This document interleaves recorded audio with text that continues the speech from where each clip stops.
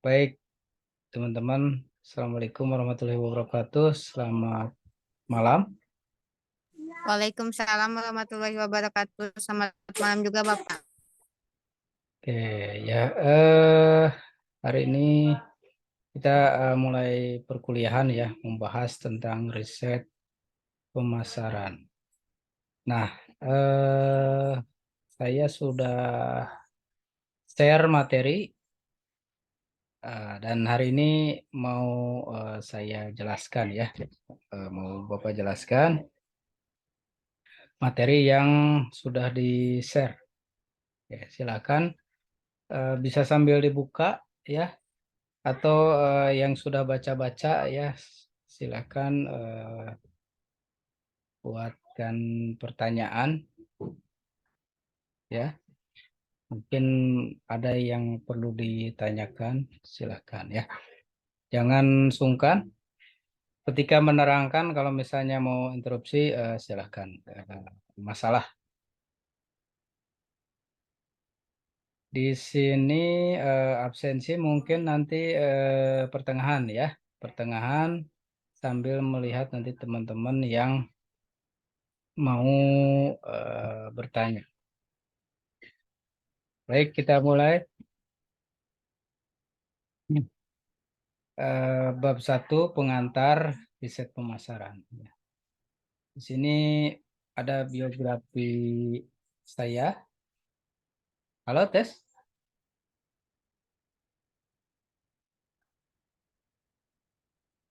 Tes, masih ada suara? Ada Bapak. Ada ya? Ada Pak. Oke. Ini biografi. Saat ini sedang mengajukan hibah lagi ya. Doain saja mudah-mudahan lolos, lolos lagi untuk tahun sekarang. Silakan teman-teman kalau mau cari informasi tentang saya, boleh di Google Scholar-nya ya. Nah, ini juga ada skor Sintanya. Jadi saya masuk peringkat 6 dari 110 dosen Unpi ya. Nah, ini ada daftar isinya. Yang satu kita ada 6 ya. Slide ini ada 6. Ada 6 pembahasan. Yang satu pengertian, konsep, manfaat. Yang kedua ada fokus dan proses. Yang ketiga strategi pemasaran. Keempatnya baru kita berbicara riset ya. Jadi sebelum riset saya ingatkan kembali tentang eh, pemasarannya ya. Karena itu pasti berhubungan. Dan yang terakhir kita hubungkan ya, antara riset dengan pemasaran. Hubungan pemasaran dan riset. Hubungan, oh ini poin 5 dan 6 sama ya. Kayaknya ada kekeliruan.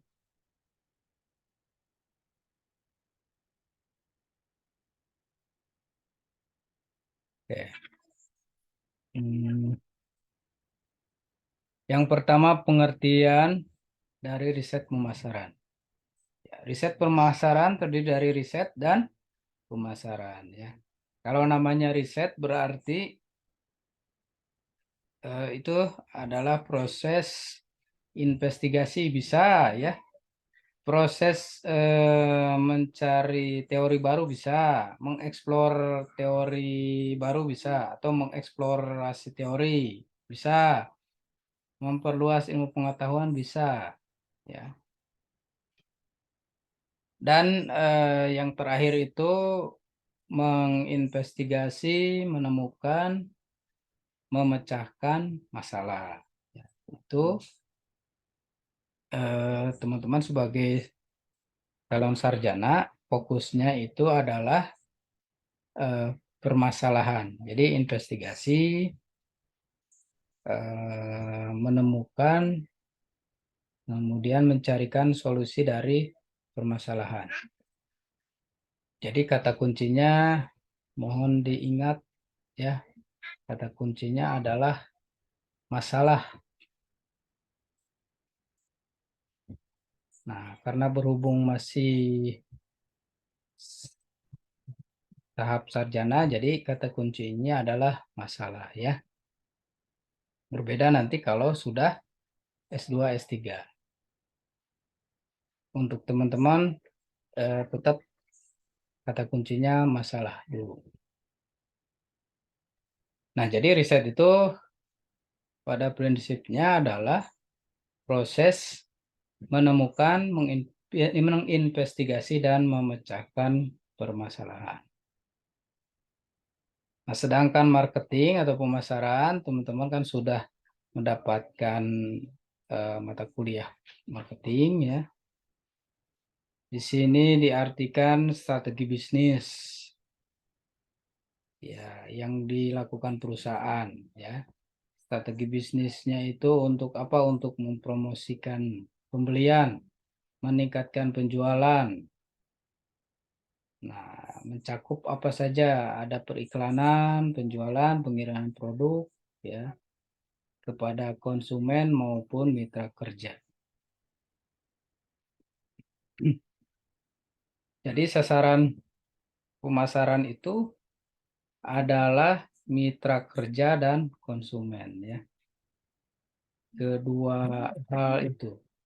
Jadi lawan dari atau apa ya tujuannya ya. Jadi orang yang atau pihak lain yang ditujukan karena adanya proses marketing itu adalah konsumen dan mitra kerja. Adapun nanti misalnya yang perlu diberikan strategi pada marketing bisa dari produk ya, bisa dari proses pengiriman, bisa juga pada saat mempromosikan gitu ya. Itu adalah marketing, pemasaran. Ya, teman-teman sudah inilah, saya hanya sekedar mengulang. Dari pengertian di atas berarti kita bisa ambil kesimpulan riset pemasaran adalah proses yang perlu dilakukan sebelum memulai bisnis maupun usaha dengan tujuan mengkolek data yang akurat, yang objektif, ya, tidak samar, tidak bias, dan dijadikan acuan untuk membuat keputusan. Nah, prinsipnya begitu ya, riset itu prinsipnya dilakukan sebelum usaha kita dimulai. Jangan dimulai dulu baru usaha ya. Kalau orang riset ya riset dulu baru dimulai. Tapi itu terserah kenyataannya kan prakteknya ya kadang praktek dulu ya. Apalagi yang modalnya kecil itu kan ya terjun aja dulu ya kumaha engke we gitu kan. Kalau orang Sunda itu kan kumaha engke. Jadi ancelom dulu barulah setelah merasakan baru dievaluasi dan diriset. Ya itu terserah ya tapi prinsipnya kalau di riset pemasaran itu memang harus riset dulu sebelum memulai bisnis. Saya juga mengambil acuan dari Hair. Hair ini dia ahli statistik, ya, tapi bidang ilmunya marketing. Nah, dia biasanya paper-paper itu rujukannya ya paper internasional ya. Paper internasional itu biasa rujukannya ke si Hair ini. Seperti misalnya analisis data yang paling mutakhir sampai saat ini menggunakan aplikasi SEM. Nah,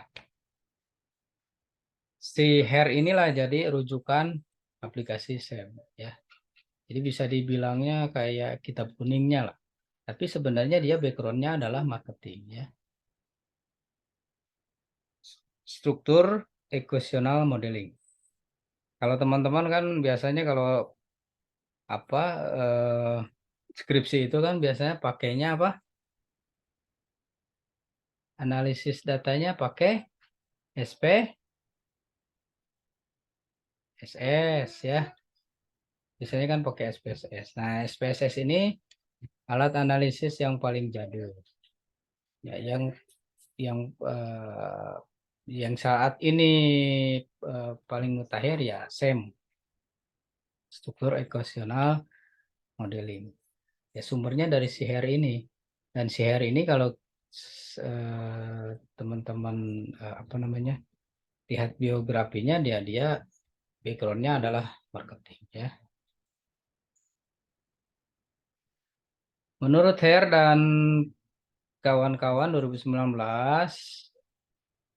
menjelaskan bahwa riset pemasaran adalah proses pengumpulan dan analisis data yang digunakan untuk membantu manajer dalam pengambilan keputusan dengan tujuan menyediakan informasi yang relevan, akurat tentang pasar, konsumen, serta membantu manajer memecahkan masalah.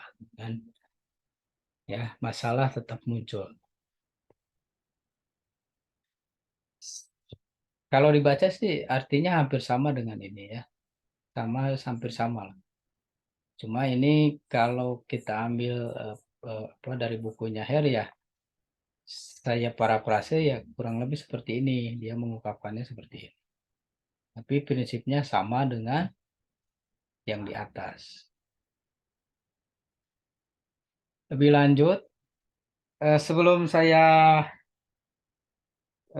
lanjut, teman-teman, saya ingatkan, mungkin saya kasih hanya dua slide ya, dua slide. Tapi dua slide ini sebagai alat teman-teman nanti praktek ya. Jadi langsung praktek bagaimana meriset ya. Jadi cukup dengan dua slide ini teman-teman bisa langsung praktek meriset. Ya, jadi mohon diperhatikan ya. Dan kalau ada yang ingin ditanyakan, tanyakan saja. Kalau ada yang tidak paham, tanyakan saja. Ya, dilanjut. Si Her ini juga menjelaskan manfaat dari riset pemasaran. Menurut dia ada 4 ya. Jadi satu, membantu manajer memahami pasar dan konsumen. Ya, yang ini kan sudah dijelaskan di atas ya. Kedua, membantu manajer memahami memecahkan masalah. Ini juga sudah dijelaskan di atas. Ketiga, membantu manajer mengembangkan strategi. Nah, ini ada hubungannya dengan pengambilan keputusan. Ya, strategi ini nanti ada hubungannya dengan ini nih, pengambilan keputusan yang ini ya. Yang keempat, membantu manajer mengukur keberhasilan dari iklan ya yang dibuatnya dan inisiatif bisnis yang dibuatnya.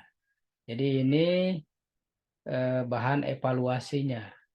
Teman-teman kan seorang calon manajer tidak lupa dari POAC dan evaluasi. POACE. Jadi E-nya itu evaluasi. Tetap ini adalah bahan evaluasinya. Jadi riset ini kalau menurut Her lebih luas ya. Jadi tidak hanya dilakukan sebelum bisnis, tapi di saat bisnis dilakukan dan setelah bisnis dilakukan, tetap riset itu diperlukan ya.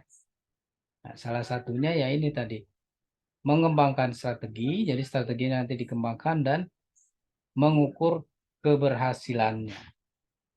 Dan kalau kurang berhasil ya berarti harus ada dirubah ya. Jadi nanti hasil risetnya seperti apa. Nah, teman-teman juga nanti saya absen satu persatu eh, apa untuk menentukan nanti riset teman-teman arahnya mau ke mana ya.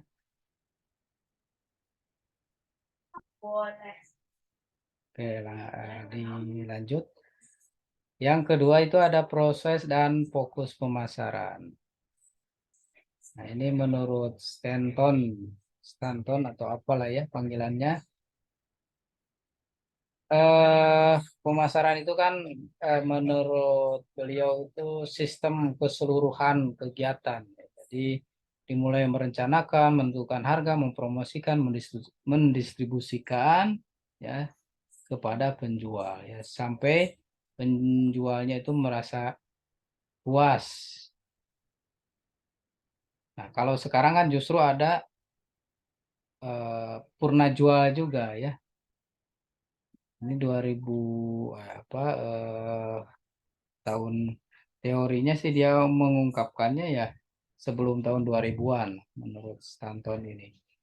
Ya, jadi seluruh proses mulai dari merencanakan sampai barangnya itu diterima pembeli dan pembeli merasa puas. Ya, tapi kalau sekarang kan berkembang lagi kan, jadi ada purna jual. Jadi setelah pembeli pun dia merasa puas, tetap harus ada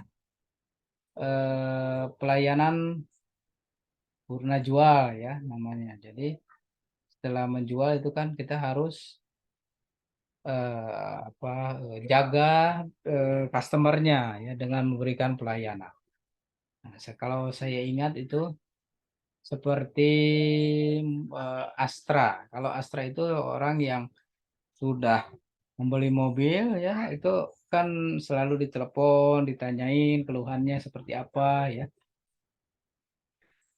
Nah, nanti dia setelah biasanya setelah apa namanya menanyakan keluhan. Nah, kalau misalnya semua baik, nah itu satu sebagai masukan. Yang kedua juga nanti ada penawaran produk lain, misalnya menawarkan produk mobil yang lain. Nah, itu salah satu apa pemasaran juga ya, proses pemasaran juga. Jadi kalau menurut Stanton kan sampai pembeli, tapi sebenarnya kan yang terbaru itu sampai layanan purna jual ya. Nah, tapi prinsipnya pemasaran itu kan fokusnya itu kepada value atau nilai tambah. Entah itu produk ya atau jasa ataupun misalnya value dari manfaat customernya, manfaat yang dirasakan customernya. Nah, kalau mengacu kepada value itu artinya bisa apa bisa luas ya. Jadi kan produk itu jadi berevolusi terus kan, layanan itu dan kepuasan yang dirasakan customer pun juga kan apa namanya akan terus mengikuti gitu kalau value-nya dijaga ya. Karena kan proses pemasaran tidak terlepas dari keadaan apa ya kemajuan teknologi gitu kan, kemajuan ya kemajuan zaman lah. Jadi semakin teknologinya berkembang ya berarti kan customer pun juga kadang meminta hal yang sesuai apa namanya disebut sesuai dengan eranya zamannya. Nah, value itu ya pasti mengikuti hal tersebut ya. Jadi kalau misalnya kita fokusnya ke value, maka pemasaran pemasaran itu ya akan eh, bagus lah, akan tepat hasilnya ya. Nah, terus value itu kalau dijabarkan lebih lebih luas, tadi sudah dibahas di atas. Jadi ada customer oriented to make satisfaction. Jadi maksudnya kepuasan dari customer, ya. Customer value. Jadi ya, apa ya disebut customer value itu hampir sama ya sebenarnya dengan apa kepuasan pelanggan ya. Nilai kalau ini kan customer value itu nilai pelanggan. Kemudian hubungan baik good relationship, ya. Terus marketing prosesnya, marketing proses pun juga kan harus dijaga value-nya ya. Jadi ketika value-nya dijaga ya proses marketingnya ya dimulai dari perencanaan sampai evaluasi itu kan akan terjaga ya. Kemudian supply chain-nya juga atau rantai pasok dari produknya. Supply chain itu artinya dimulai dari si bahan baku produknya dari mana ya kan sampai ke pabrik. Nah, itu kan perlu dijaga tuh. Ya, jangan sampai misalnya ketika mau memproses bahan bakunya kekurangan, itu kan pasti harus dijaga ya. Setelah diproduksi juga kan harus diperhitungkan si produk itu sampai ke tangan konsumen itu seperti apa yang efektif, efisien, yang enggak boros, tapi eh, pelanggannya bisa cepat mendapatkannya, bisa puas gitu kan. Nah, rantai dari produk itu disebutnya ya rantai pasok produk ya atau supply chain. Kemudian yang terakhir after sales service atau pelayanan purna jual ya. Nah, ini saya rangkum dari beberapa sumber ya value ini.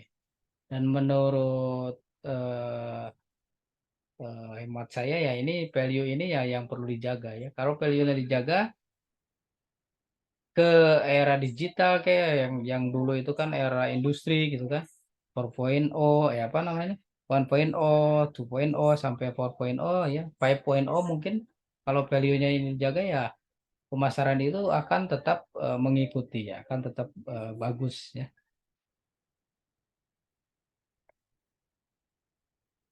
Jadi ya pemasaran ini ya kalau berbicara sekarang AI apa artificial intelligence ya pemasaran itu ya menurut saya nggak bisa digantikan ya. Jadi AI itu hanya membantu saja, tapi prosesnya itu kan perlu operator manusia. Oke, ini value ngomongin value. Nah sekarang proses pemasaran ya. Dari ini kita masih ngomongin pemasaran ya, hanya mengulang saja buat teman-teman biar lebih apalah mengingat lagi memorinya karena ini berkaitan dengan riset ya. Kalau risetnya ya apa kalau ininya nggak pas bahasannya ya gimana mau riset ya kalau pemasarannya nggak sama persepsi kita ya. Nah di proses pemasaran itu di pertemuan lalu pernah kita singgung bahwa ada segmentasi, ada targeting, ada positioning ya. Nah, ini merupakan bagian dari proses pemasaran.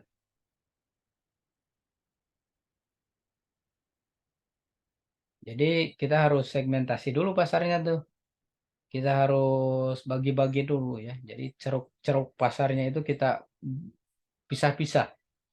Mana yang targetnya mama gitu kan, anak muda, anak-anak, orang tua, ya kan, ABG. Ya, kita pisahkan. Kemudian baru kita bisa target sesuai dengan produk kita ya, targeting. Dan setelah ditarget, oh kita targetnya mahasiswa. Nah, kita sebagai produsen ya, sebagai marketing kan harus punya posisi khusus atau namanya depresiensi ya. Kayak misalnya kita jualan make up ke apa target kita mahasiswa. Nah, make up itu kan harus punya nilai tawar, positioningnya kita itu di mana ya? Diferensiasinya di mana dengan produk pick up yang lain ya. Makanya jangan heran kalau misalnya aduh saya kalau make up kurang begitu hafal ya. Misalnya apa ya?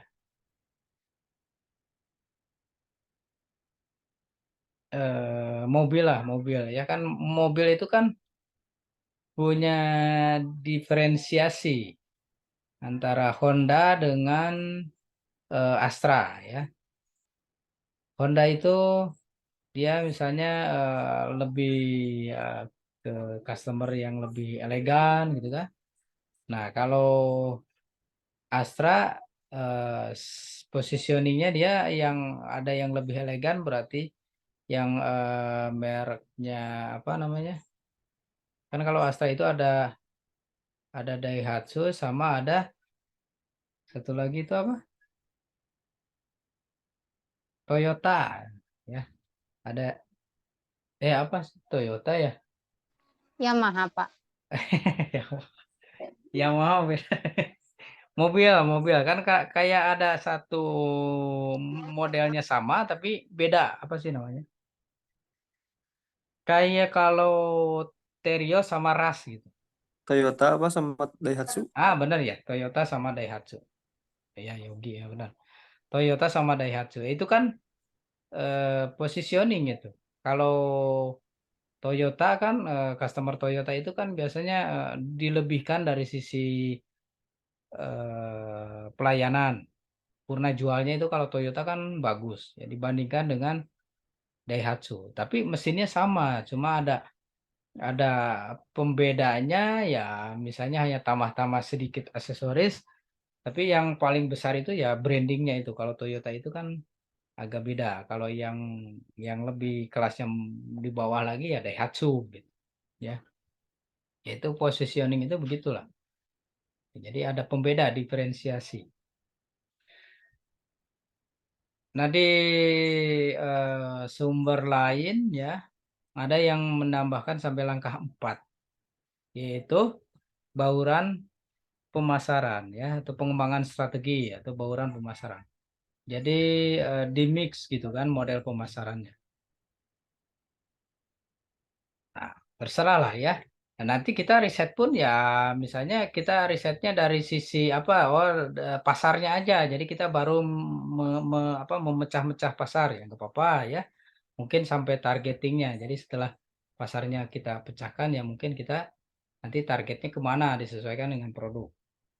Nah, yang ke posisi ketiga ini memang risetnya itu lebih agak susah ya. Positioning itu kan risetnya itu lebih susah. Caranya ya kita dengan wawancara. Nah, nanti ada cara-caranya ya. Dan yang langkah keempat ini yang mix method. Mix method. Marketing mix, sorry. Jadi marketing mix, jadi agak pengembangan strategi. Oke ya. Nah, ini dibahas yang strategi pemasaran ya. Di dalam strategi pemasaran ya yang ini ya masih nyambung strategi mix, cuma kan strategi mix itu ya. Ini kan proses pemasaran itu kan ada yang bilang sampai ke 4 ya, segmen, target, positioning dan marketing mix ya. Nah, di marketing mix sendiri itu pembahasannya dipecah-pecah lagi lebih luas. Jadi ada yang dikenal dengan 4P, ada yang sampai 7P. Ya. Nah, ini hanya poster itu hanya bilang sebagai istilah gitu ya. Nah, di sini ada gambarnya bauran pemasaran yang 4P. Produk, price, promotion, dan place ya. Produknya, desainnya, kualitas gitu kan, imbalan, garansi, ukuran ya. Kalau harga, price-nya ya ada daftar harga, diskon, potongan, syarat gitu kan, syarat kredit, cara pembayaran, harga khusus ya macam-macam ya. Ada kalau dari promosi ya promosi penjualan, iklan, dari tenaga penjualannya mungkin jadi teman-teman kan bisa dilihat kan tenaga penjualnya itu kalau mobil itu modelnya seperti apa kan, tapi kalau minuman-minuman extra jos juga kan seperti apa ya, modelnya kan pasti berbeda ya. Nah, dan mungkin skillnya juga ya dari sisi salary-nya juga pasti ada pembeda ya.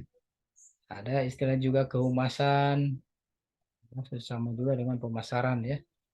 Ada juga direct selling atau pemasaran langsung. Nah, flashnya ada saluran pemasaran, cakupan pemasaran, pengelompokan, lokasi, persediaan, ya. Jadi maksud persediaan ini ya terkadang kita kan si barangnya agar cepat diproduksi, produksinya kontinu, ya. Karena produksi kontinu itu juga bagian dari pemasaran, ya. Jadi ada barang yang harus selalu ada tersedia, ya. Kalau sampai saja barang itu hilang, nah pelanggan itu bisa lari ke ke produk yang lain, ya. Nah, itu ada barang-barang yang harus selalu standby. Makanya harus lokasinya itu di dekat dengan persediaan. Jadi misalnya persediaannya itu di daerah Jawa, ya pabriknya juga di daerah Jawa, gitu kan. Agar persediaannya selalu terjaga.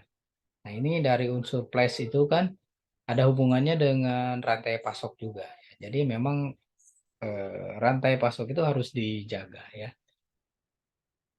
Salah satunya persediaan. Apalagi yang barang-barang yang kayak rokok itu kan banyak jenisnya, ya. Kadang kan orang yang terbiasa apa namanya garpit, misal udah nggak ada garpit, pas mau beli nggak ada, ya ya udah ada gudang garam yang deket-deket gitu kan. Garpit gudang garam sama nggak? Super ya, jarum super sama garpit, ya, Nggak gudang tahu. garam. Yang suka ngerokok. Jadi kan jangan sampai persediaannya kosong. Nah, itu juga harus diperhatikan. Itu juga bagian dari marketing mix. Nah, ini gambarnya lah seperti ini, ya. Nah, ada yang sampai ketujuh marketing mixnya, ya. Ada produk, press, flash, press, promotion, ya. Kalau tadi kan sampai promotion. Nah, nanti ada ke people-nya juga, ya. Ada prosesnya, ada eh, physical evidence, ya. Nah, ini apa sih Pak? Kurang kurang dipahami Pak. Oh ini ya ini juga sama bahasa Inggris, ya. Oke, jadi ya produk kan sama, ya, place juga lokasi sama, ya, price harga sama, promosi yaitu iklan tadi, ya, sama iklan. Nah, people itu karyawannya itu kadang kita harus di manage, ya. Jadi karyawannya itu dipelihara, ya, apa namanya keterampilannya dijaga, itu juga bagian dari marketing mix, ya. Kemudian mitra strategisnya juga dijaga, terus budayanya, kultur organisasinya dijaga, ya. Makanya jangan heran kalau yang kerja-kerja di divisi pemasaran itu kan suka ada yel-yel dulu gitu kan. Dan terus harus ada budaya apa gitu. Kalau di perbankan kan senyum, sapa gitu kan. Yang 5S itu kan sopan, santun gitu, ya. Nah, itu kan bagian dari budaya yang harus dikembangkan. Proses proses ya terkait dengan proses yang terjadi, ya, di perusahaan. Ya, kalau proses itu ya nanti kaitannya dengan quality assurance, ya, rasa rasa apa jaminan, ya, bukan rasa aman, ya, apa. Jadi ya jaminan prosesnya itu terjaga gitu, aman, ya. Terus ada physical evidence atau aset perusahaannya, ya. Ini sarana dan prasarana. Nah, ini ada 4P, ada yang 7P, ya. Marketing mixnya ada 4P dan 7P. Nah, marketing mix sebenarnya sudah menjadi sebuah metode dan sudah bisa jadi alat untuk dilakukan riset, ya, dengan tools, ya. Toolsnya ini alat, ya. Toolsnya itu dengan 7P. Misalnya teman-teman kerja di apa? Ada yang di rumah sakit, ya udah bisa pakai dengan 7P ini. Gitu kan, ya.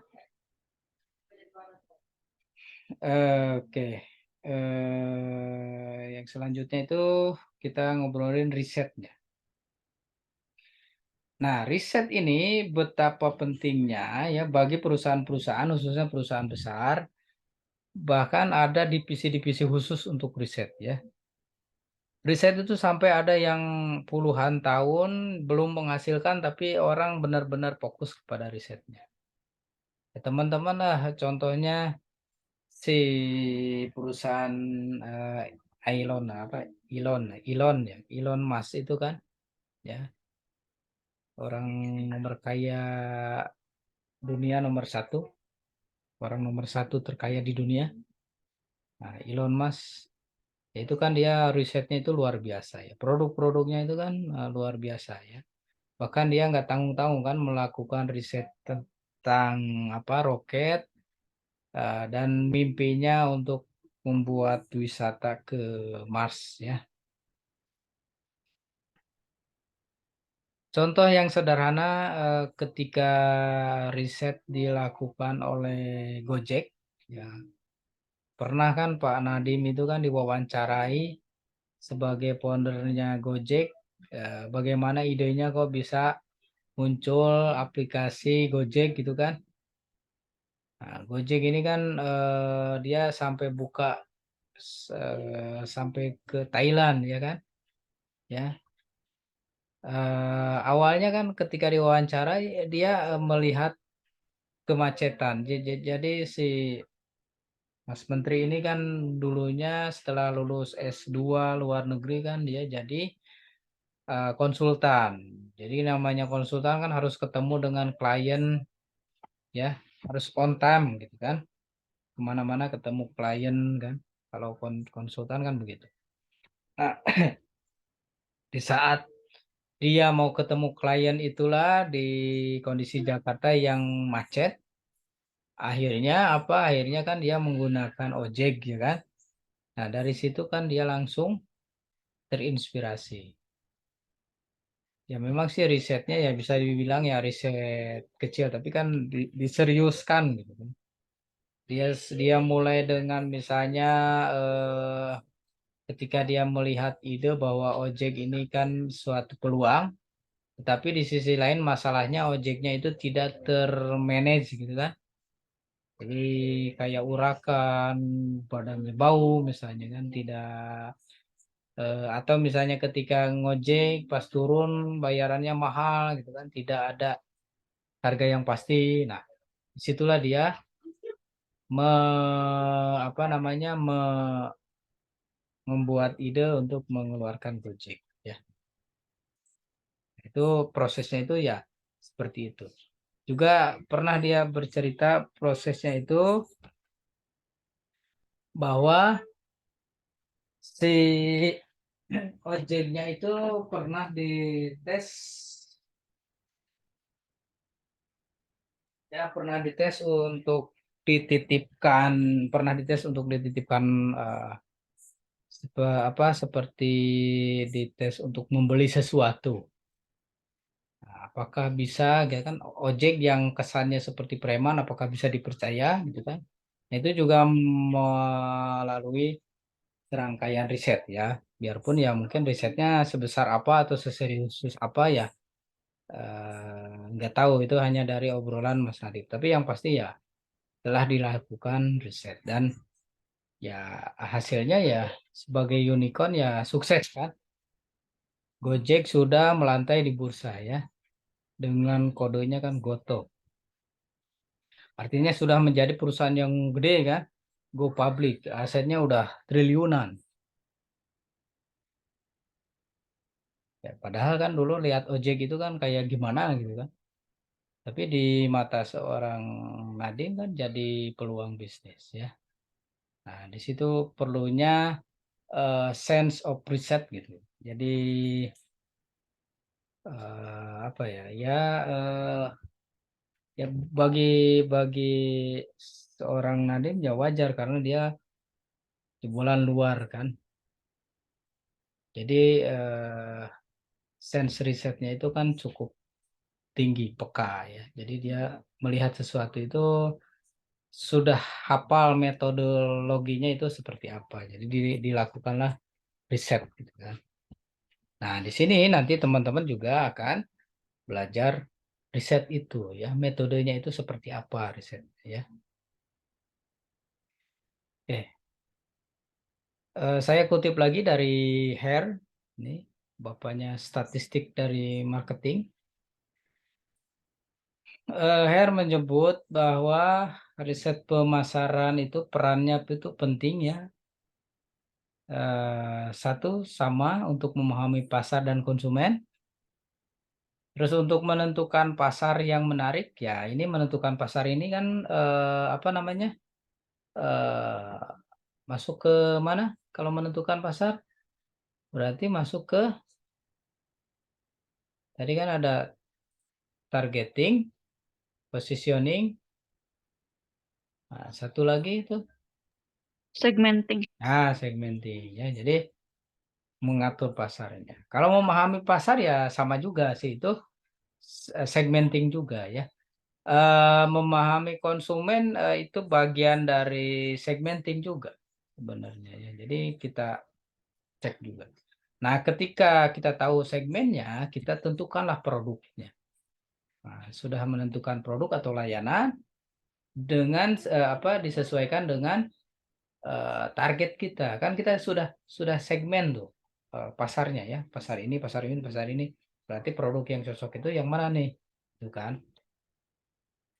Nah, yang keempat, membantu perencanaan pengembangan strategi. Sebenarnya ini berulang-ulang sih dijelaskannya ya. Berulang-ulang. Tapi saya ambil dari beberapa sumber ya intinya ya begitu ya.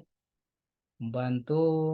Yang kelima ya mengukur keberhasilan. Di atas juga sudah dibahas ya. Ini segmenting ya. S. Ini segmenting. Ini sudah mulai targeting kan. Nah, ini udah strategi ini. Pengembangan atau ya marketing mix kan. Marketing mix. Di sini juga ya evaluasi ya nanti munculnya dari evaluasi. Ya kan? Ya, jadi artinya ya berulang-ulang, tapi mudah-mudahan dengan berulang-ulang itu ya inti dari riset itu teman-teman sudah mulai ke apa namanya? Sudah mulai kena. Oh, ini intinya, bukan? Namun di sisi lain memang riset itu ada keterbatasannya ya, keterbatasan biaya untuk perusahaan-perusahaan yang kecil gitu kan, rintisan kayak unicorn ya biayanya memang tinggi ya. Ya kita bisa contoh lah kalau unicorn itu mirip riset yang dilakukan oleh Mas Nadim ya dengan riset yang dia sendiri yang lakukan. Oh, kalau Gojek ini kan begini, tapi kalau ojek ini kan kesannya preman. Cobalah saya kasih kepercayaan, saya suruh dia misalnya kasih uang, suruh beli apa, dia amanah nggak? Nah, setelah dia lakukan riset sendiri, nah itu kan biayanya kan cukup ringan. Akhirnya kan menurut dia bisa kok, bisa dipercaya. Barulah dia buat keputusan kan bikin Gojek. Nah, itu kan risetnya pasti risetnya nggak terlalu mahal karena dilakukan sendiri. Nah, riset itu memang pastinya besar ya, biayanya besar. Nah, makanya biaya riset ini menjadi apa? Keterbatasan ya. Tapi keterbatasan ini kan bisa disiasati bagi seorang yang sense risetnya tinggi seperti Mas Nadim kan dia bisa atasi biaya ini. Yang kedua, waktu. Riset yang benar itu memang butuh waktu ya. Jangan kayak saya disuruh Pemda riset dadakan gitu kan, dipaksa. Itu kan nggak bisa. Saya sendiri yang melakukannya kan dengan catatan-catatan. Ya boleh lah ya daripada enggak kan lumayan uangnya ya udah diterima tapi dengan catatan ya. Karena riset ini butuh waktu. Nggak bisa secepat kilat gitu kan, ekspres. Ya taruhlah kalau misalnya hibah-hibah yang pemula yang apa bukan apa misalnya yang madya itu kan ya setahun gitu kan. Nah, baru ningkat lagi misalnya untuk risetnya itu 2 tahun, 3 tahun ya. itu nggak bisa langsung. Apalagi kalau risetnya itu berkenaan dengan obat, itu kan ada metodologinya ya, bisa puluhan tahun ya riset obat itu, atau apa namanya, nanti kita belajar ya, kalau obat itu namanya eksperimen. Tapi eksperimen ini juga bisa dilakukan oleh pemasaran. Metodenya eksperimen bisa juga. Yang ketiga, adanya kelalaian. Nah, ya, kalau ini human error yang pernah kita bahas juga kan, responden itu kan menjawabnya itu juga kadang ya, kita memang responden yang bagus itu harus benar-benar apa ya? Ya, karena kan responden itu kan yang menjawabnya juga, kita kan mencari persepsi dari orang juga kan, tapi isi kepala orang itu kan berbeda, tergantung moodnya ya. Kalau lagi dia marah, mungkin yang ngisinya asal kan bisa aja. Nah, di situ nanti cara mengatasinya ya, tenaga surveyornya itu memang harus terlatih ya. Dan nanti cara mengatasinya juga dengan uji statistik. Jadi jadi nanti kelihatan responden yang asal-asal itu ya pasti kelihatan dengan metode statistik ya. Makanya kalau yang benar skripsinya ya, respondennya yang asal itu pasti ketahuan dan hasilnya pasti error kalau yang asal. Kenapa saya menjelaskan itu ya, karena saya tahu cara menghitungnya ya, paham gitu kan. Dan sudah pernah kejadian juga sama mahasiswa kan, karena dianya ada kesalahan, semacam kesalahan pertanyaan aja kan bisa menjadi error. Terus yang keempat, keterbatasannya ada data yang terbatas atau sulit diperoleh peneliti. Nah, data itu kan ya, kalau zaman sekarang data itu menjadi sebuah mutiara ya. Makanya ada eh, apa namanya? Ada profesi baru yang disebut data collecting gitu kan, atau juga profesinya big data analysis gitu, yang menganalisis big data. Jadi profesi-profesi yang berhubungan dengan data itu menjadi apa namanya, sesuatu yang profesi baru kalau di era sekarang ya. Dan jadi data itu luar biasa. Ada yang menyediakan apa, penyimpanan data secara cloud kan. Nah, itu kan di kita juga kan ada perusahaannya yang menyediakan data server itu buat perusahaan dengan penjagaan ketat dan antivirusnya luar biasa kan. Nah, itu menjadi profesi baru, bisnis baru. Kalau sekarang sih nggak baru juga ya, udah kelewatan karena begitu cepatnya industri digital ini apa namanya, berapa ya, bergulir atau apa ya. Jadi begitu cepatnya. Jadi seolah-olah data itu kayak baru kemarin diutarakan, sekarang udah basi kayaknya. Jadi semua orang sudah pada, ada yang melampaui ya, udah, yang ahli-ahli data itu sudah banyak. Bagi saya yang merasakan ya. Jadi nggak tahu bagi sebagian orang nggak tahu ya. Kemudian yang kelima itu kadang riset itu yang tadi kekurangannya itu karena buru-buru ya, harus cepat gitu kan dilakukan riset ya, pasti dengan waktu yang pendek itu riset itu akan ada data yang tidak valid ya. Karena data itu kan bagi periset itu perlu valid. Dan valid itu perlu dilakukan pengolahan datanya yang lama ya. Yang lamanya itu bukan mengolah, kalau mengolah statistik kan cepat. Tapi pengambilan datanya. Ya, jadi data itu kan jangan asal diambil, pokoknya harus cepat. Kan nggak bisa ya, harus dilihat. Dilihat dulu. Misalnya kita mau mengecek kebiasaan pengunjung. Kan nggak bisa dilakukan hanya dengan 3 bulan.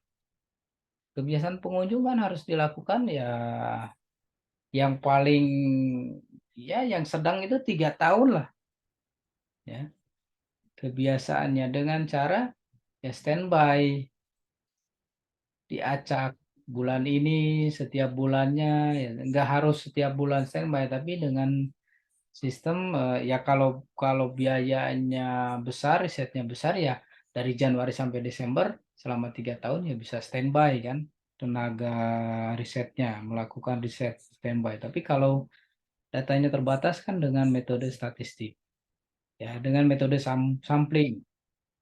Januarinya di bulan apa, kan ada peak season gitu kan. Kalau season gitu, ada yang sesi-sesi sibuk. Nah, itu harus dilakukan riset beberapa kali. Tapi kadang kan yang punya dana kan pengennya cepat. Akhirnya apa ya? Akhirnya kita bongkar data ya. Ya seperti yang pernah saya lakukan lah. Kan apa namanya pengen itu kan pengen mengecek kunjungan kan, jumlah kunjungan. Tapi dengan waktu yang terbatas kan bulanan. Ya, gimana caranya ya kan? Ketika ditanya balik, ya udah kita minta data aja, data kunjungan. Kan orang Pemda malah balik lagi bertanya lah. Katanya kan Bapak disuruh kan untuk melakukan riset, kok minta data lagi kan? Jadi bingung ya. Ya kalau minta di riset ya nggak bisa bulanan. Tapi ya karena itu tadi ya, tekanan politis ya bisa jadi hasil risetnya juga nggak terlalu valid ya, karena ya waktu risetnya juga ya begitu. Akhirnya ya kita pakai data pembanding, data kunjungan Gunung Gede gitu kan. Biarpun sebenarnya itu apa namanya, kalau dikritisi kan masih banyak kekurangan, tapi ya mau gimana lagi ya. Akhirnya ya data Gunung Gede kita asumsikan sebagai data kawasan Cibodas ya. Biarpun katanya data Gunung Gede itu pun data yang tercatat oleh apa namanya petugas Gunung Gede itu kan nggak semua tercatat. Kadang ada yang di luar pencatatan. Nah, data yang pernah saya lakukan, riset yang pernah saya lakukan, biarpun di luar apa namanya ya, terlalu cepat, dan kita ambil datanya data Gunung Gede, tapi itu benar-benar diminimalisir gitu, data yang sangat minim. Data yang sangat minim pun setelah diolah ternyata hasilnya memang sangat gede. Ya, jadi tingkat errornya sudah benar-benar ditaikkan, di apa ya, toleransinya sudah benar-benar dinaikkan agar agar angkanya lebih turun ya, tetap saja hasilnya ya apa, harganya ya, maksudnya apa ya. Jadi si ya pemerintah ya dengan riset yang bagi saya yang melakukan risetnya itu belum matang juga ya, akhirnya diambil gitu kan, dijadikan rujukan untuk menaikkan harga. Padahal kan itu belum apa belum belum belum harus dilakukan beberapa kali riset lagi. Tapi ya sudahlah karena memang kepentingan gitu kan. Dan keterbatasan dana tadi ya. Ini apa? Ini keterbatasan riset. Ini hubungan riset. Terbatasan. Oh, maaf. Saya balik ke sini ke daftar isi, ini keterbatasan ya. Jadi ini benar, ini benar, yang ini yang salah. Ini harusnya keterbatasan riset.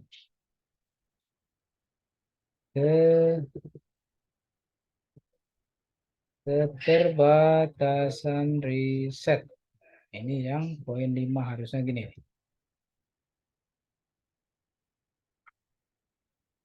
Nah, poin 5 harusnya gitu. Keterbatasan riset. Nomor 6, hubungan riset dengan pemasaran. Ini yang terakhir. Ini hubungan riset dengan pemasaran. Sebuah pemasaran yang efektif dan berhasil tentu tidak terlepas yang dengan namanya riset, ya. Itu sudah pasti. Tidak terlepas dengan namanya riset. Proses riset itu memaksimalkan fungsi dari pemasaran. Keberhasilan dari pemasaran tidak terlepas dari riset. Balik lagi. Namun, kegagalan sebuah pemasaran bukan berarti kesalahan dari riset, ya. Kalau riset kan nggak ada yang salah. Saya juga kan yang disuruh riset kan saya sudah bilang, Pak, ini masih mentah, perlu beberapa riset lagi. Tapi kan ya sudah diambil, ya sudah. Nah, risetnya nggak salah risetnya, ya. Dan angkanya juga jujur, angkanya segitu. Cuma memang butuh beberapa kali lagi untuk menguji validitasnya. Terus riset mempunyai kelemahan, tapi riset akan berhasil. Ya. Kata kuncinya ya jujur, ya. Jadi skripsi-skripsi yang ingin kualitasnya dinaikkan ya jujurlah. Ya, jangan apa namanya yang ekspres gitu ya. Jangan lari ke bengkel itulah ya. Saya nggak setuju. Biarpun S1, S2, S3 itu banyak yang melakukan, bahkan sampai S3 itu banyak istilah bengkel, tapi saya sendiri nggak pernah melakukan itu. Dan itu nggak jujur nanti hasilnya, ya. Pernah ada mahasiswa karena dia signifikan, cuma signifikannya itu kecil, ya. Koefisien determinasinya artinya. Ya, kalau yang termasuk bagus itu kan 60% ke atas. Nah, dia signifikan, ya, cuma koefisien determinasinya itu di bawah 60%. Akhirnya kan dilakukan apa ya? Dilakukanlah yang namanya transforming data tadi, ya. Memang secara akademisi dibolehkan, tapi saya sendiri tidak suka mentransformasi data. Jadi ya sudah, data itu sekali aja, ngapain kita ditransformasi agar apa hasilnya lebih gede gitu kan. Biarpun memang apa koefisien determinasinya naik, cuma bagi saya itu tidak bagus. Kalau memang tidak apa hasilnya kecil, berarti lari ke teorinya yang harus diperbaiki. Berarti ini bukan variabel yang mempengaruhi pada hasil riset, kan harusnya begitu. Jangan angkanya yang dikutak-atik, ya. Kalau memang angkanya yang nggak valid, misalnya apa nggak signifikan, signifikansinya kecil, ya nggak besar koefisien determinasinya, ya sudah, berarti balik ke teorinya, ada yang salah dari teorinya, ya, atau kurang tepat, ya, atau memang keadaan pasar sekarang yang sudah berubah, karena kan eh, pasar sekarang itu ada terjadi beberapa anomali, ya, yang harusnya kemarau jadi hujan, yang harusnya hujan jadi kemarau kan. Nah, ada anomali itu yang apa namanya,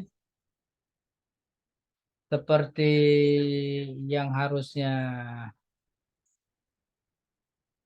seperti inilah. Kalau pada saat COVID itu kan harusnya turun, tapi kenyataannya kok COVID juga ya naik aja. Itu kan sebuah anomali, ya.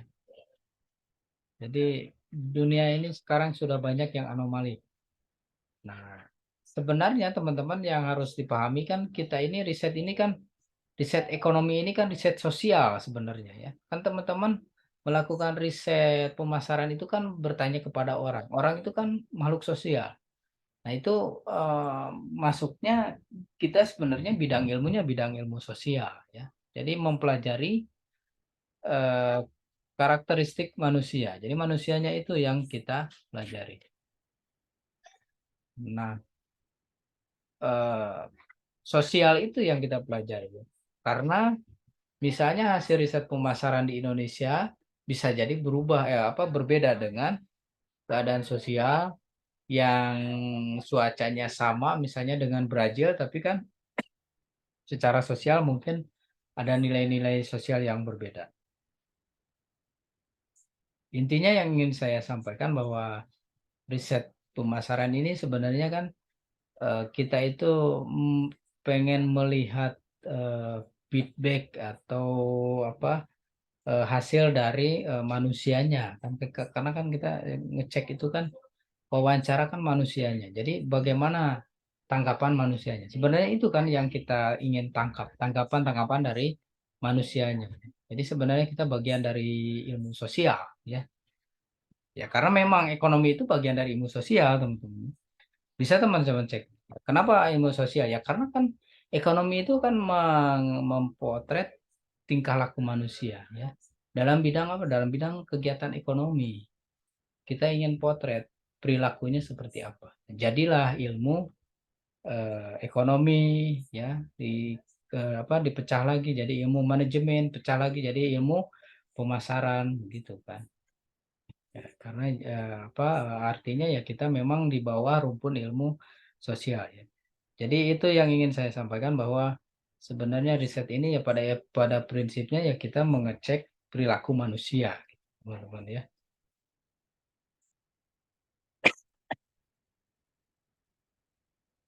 Kalau saya gambarkan, ya, jadi proses riset ini yang dilakukan, ya, fokusnya ke proses pemasaran tadi, segmentasi, ya, terus targeting, positioning, marketing mix, ya, positioning, marketing mix, ya, Nah, proses ini ya ada 3, ada 4 kan, proses pemasaran. Nah, jadi proses riset ini dilakukan ya kita tidak terlepas dari sini nih, proses ini. Dan proses dan strategi pemasarannya 7P, ya.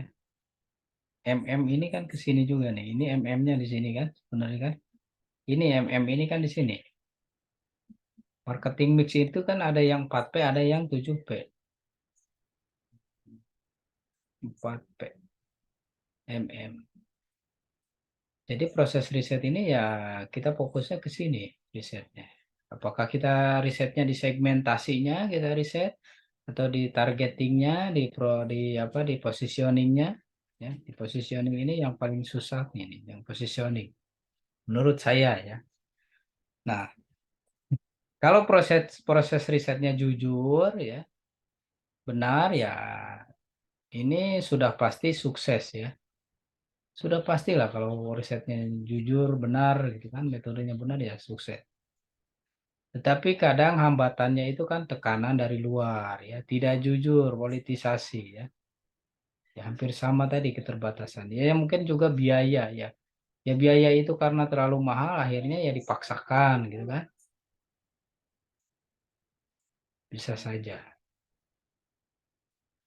Akhirnya yang akan menghambat ketidaksuksesan. Di sini harusnya ketidaksuksesan.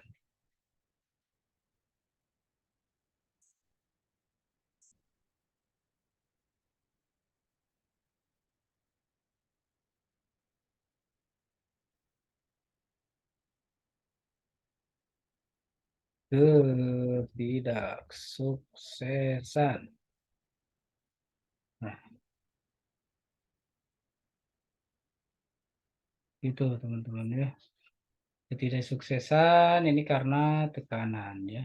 Tapi proses riset yang benar yang dilakukan seputar ini, ya kita lakukan riset ya seputar ini. Pasti nggak bakalan keluar dari sini nih, riset pemasaran itu, ya.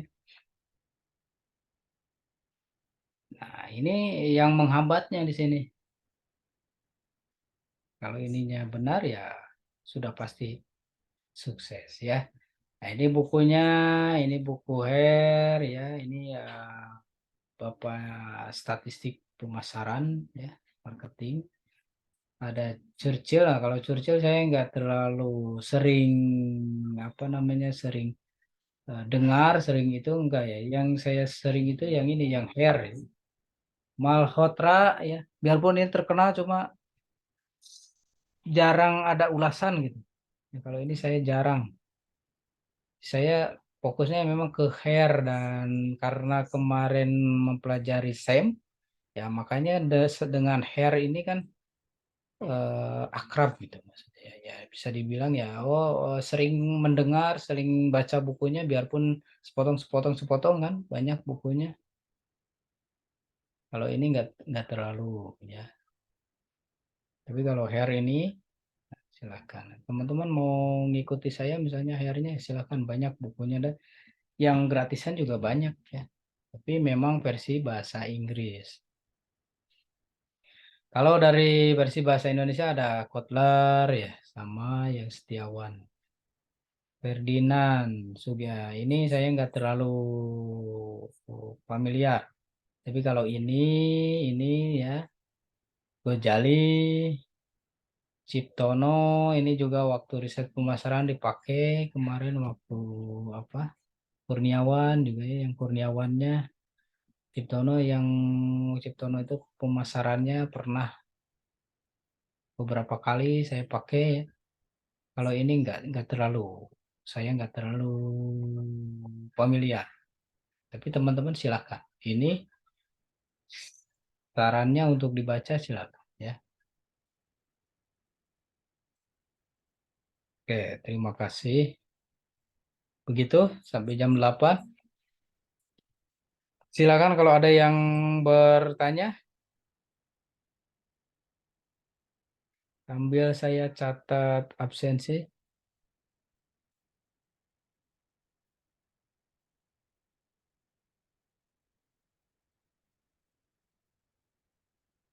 Absensi 20 Februari.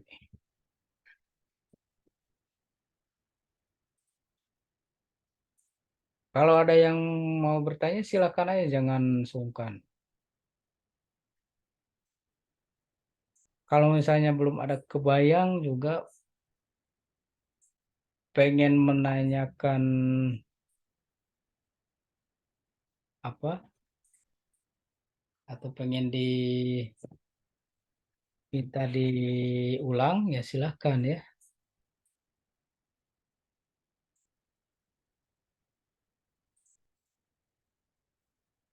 Ambil saya absen.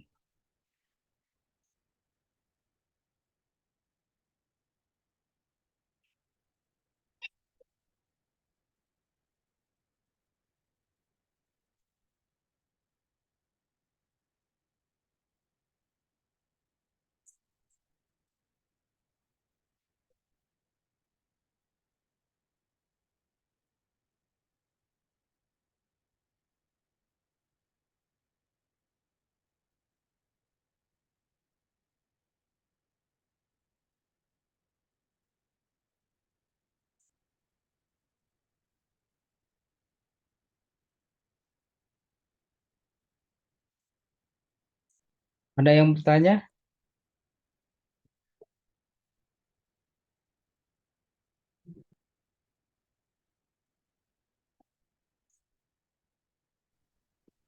Cukup, Bapak. Cukup. Cukup. Bentar ya. Eh, Sri R. Nah, ini semua masuk ya? Susan TB.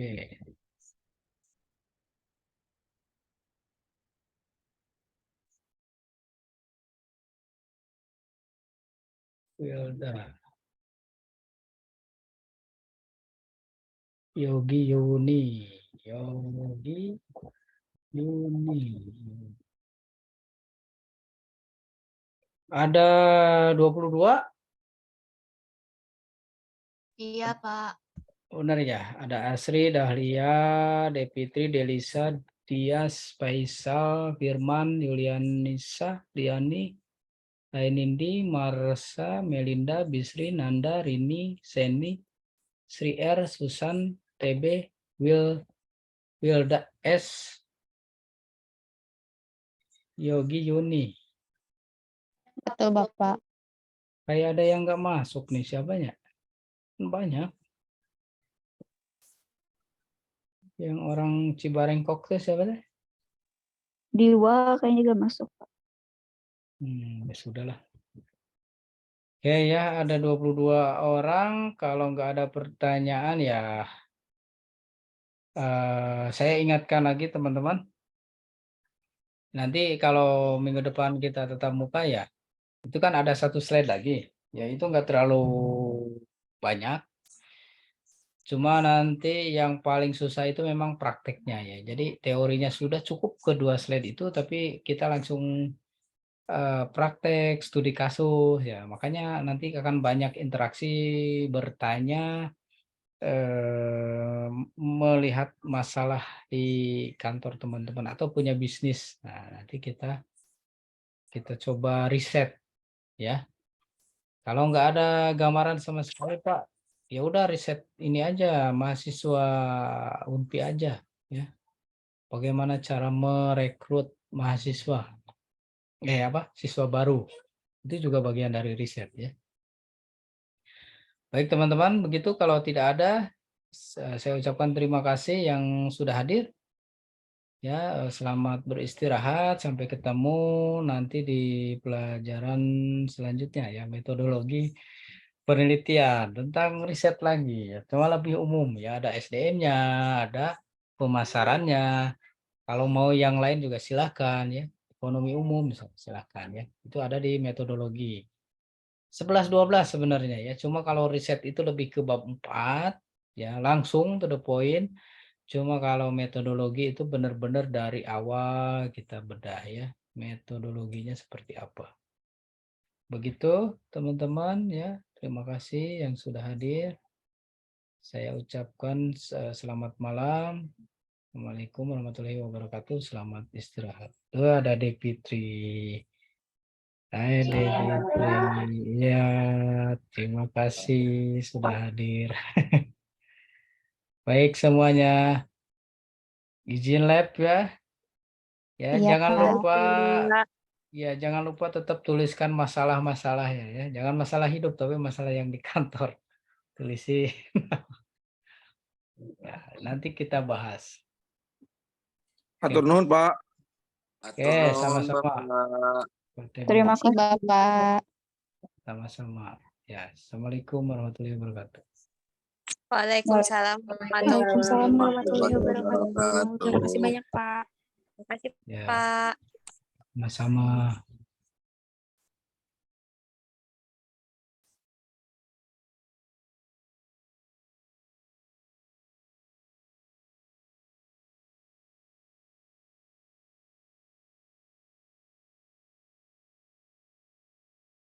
Oh, men, banget sih. Set.